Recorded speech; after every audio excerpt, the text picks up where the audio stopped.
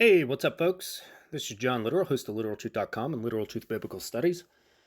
I was on social media a little earlier on Facebook, and I participate in a number of different groups, and whether it's religious or just really things that I'm interested in. I love to have discussions and share different ideas and stuff. And somebody had posted this picture. It looks like it's taken from a book, and it's of this Egyptian, the story of an Egyptian creator god called Khnum. And what it says the mythological story of the creation of man, recorded in Genesis, was taken from the original Egyptian story of the creator god Khnum, who formed man and his Ka on a potter's wheel.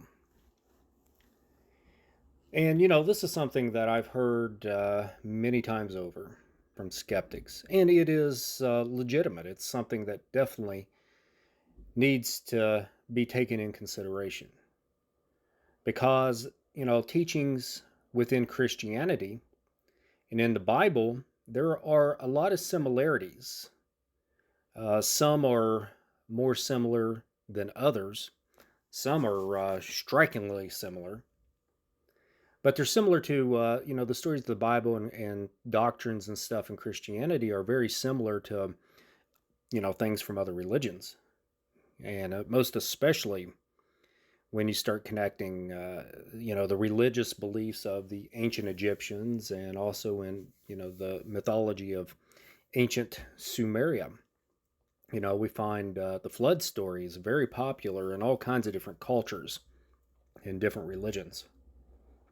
So, one of the things that people come to the conclusion with is that, these older beliefs, excuse me, these older doctrines and stuff are the original idea. And then religions and beliefs and stuff like that that come afterwards that have similar things, it's believed that those are copied from the older beliefs. And that does make sense, and that in some cases I'm sure that is true, but I don't think that that's an absolute. I think there's definitely a lot of exceptions to that rule. And this brings me to, I remember reading years ago when I was reading the writings of John Henry Newman, who was a great apologist. He ended up becoming a cardinal of the Catholic Church. But he wrote a lot of things even before he converted to the Catholic Church, a lot of apologetic works.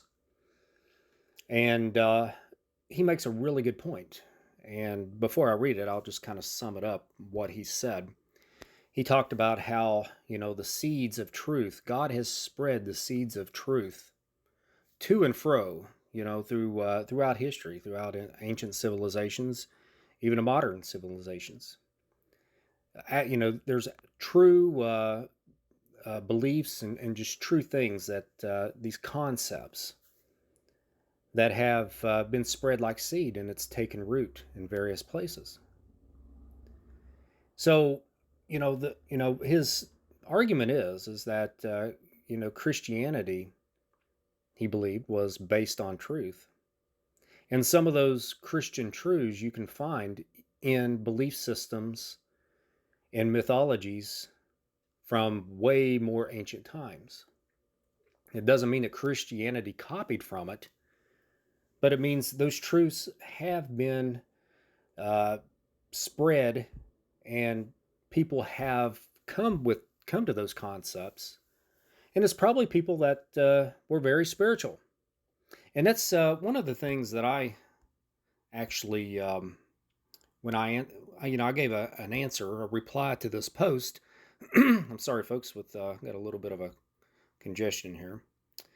Um, here was my response to that. I said, perhaps they are two independent stories about the same thing. Perhaps God spread the seeds of truth to and fro to many people in different periods of time.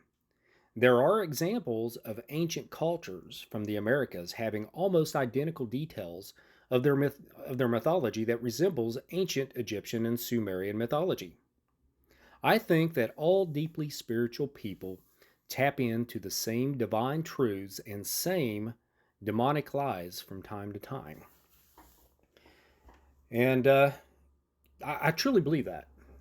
I truly believe that regardless of what a person's religion is, if you have somebody that's seeking truth and willing to follow it wherever it leads, people that have never even heard the gospel, or even times before the gospel actually was established 2,000 years ago by Jesus, I believe that people tap into divine truths when they are truly seeking it.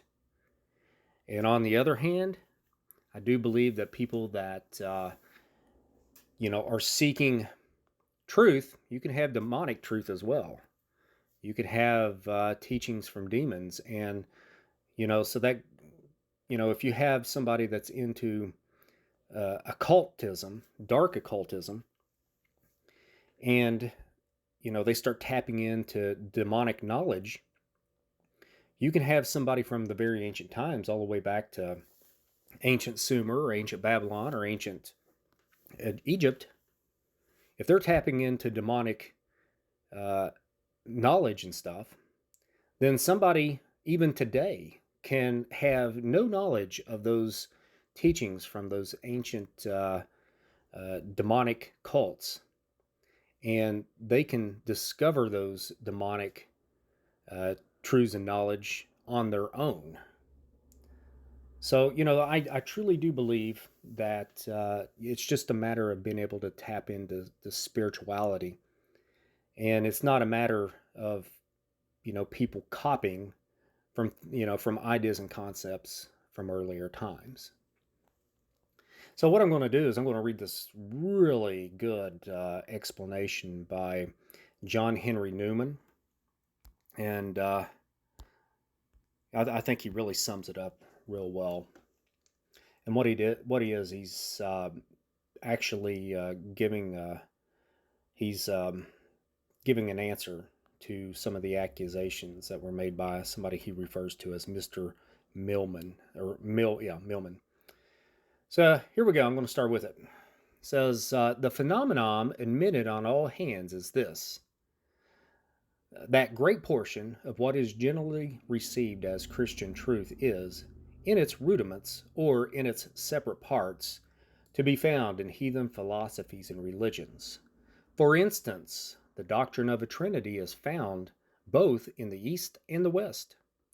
So is the ceremony of washing. So is the rite of sacrifice. The doctrine of divine word is Platonic. The doctrine of the incarnation is Indian. Of a divine kingdom is Judaic. Of angels and demons is Magian. The connection of sin with the body is Gnostic. Celibacy is known to bonds and Talapoin. A sacerdotal order is Egyptian. The idea of a new birth is Chinese and Eleusinian. Belief in sacramental virtue is Pythagorean. And honors to the dead are polytheism. Such is the general nature of the fact before us. Mr. Millman argues from it. He says these things are heathenism, therefore they are not Christian. We, on the other hand, prefer to say these things are in Christianity, therefore they are not heathen.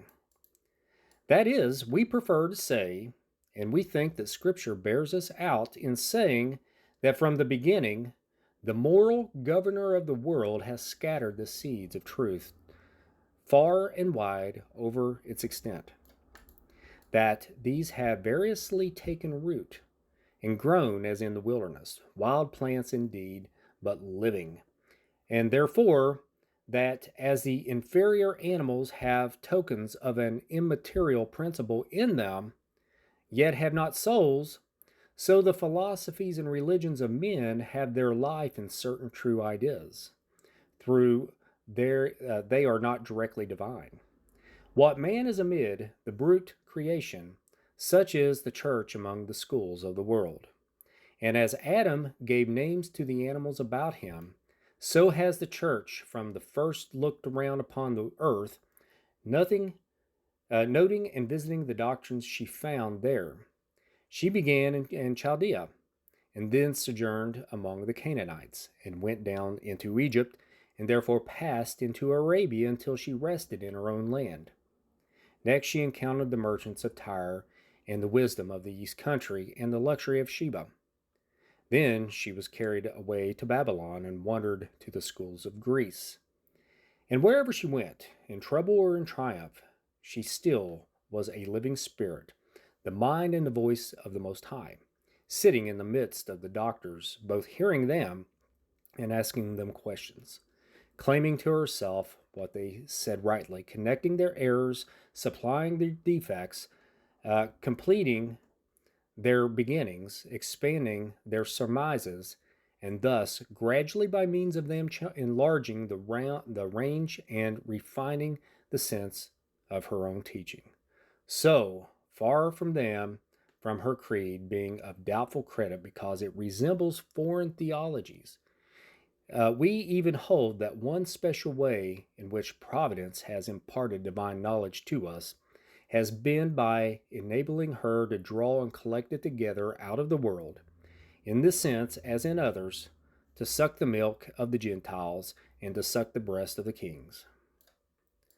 So there we go. I've always that always stuck in my mind because it can be troubling, and that is a scientific concept to that when there's any type of philosophy or religious belief and it resembles something from an earlier time, it is legitimate to assume that it was copied. But, as I explained a little earlier, I truly believe that people who are spiritual, you can have light spiritualism, that seeks the light of truth. And you can have dark spiritualism, people who seek the dark side of spirituality. And they can tap into that. And it doesn't matter at what point in time they are in history, that they can receive that sort of by, divine revelation. And it doesn't mean that they learned about it by reading a book or whatever, or learned it from some, secret society that preserves some of this ancient knowledge. But, they can receive it in another way individually. And so, that's an argument that I think is worth making. That's always something to take in consideration when you're coming up with your own perspective, coming to your own conclusion. I think we have to really take in consideration and be open to all sorts of different ways of looking at it. So, folks, I'm going to go ahead and end the video here. I appreciate everyone. Take care. Have a good day.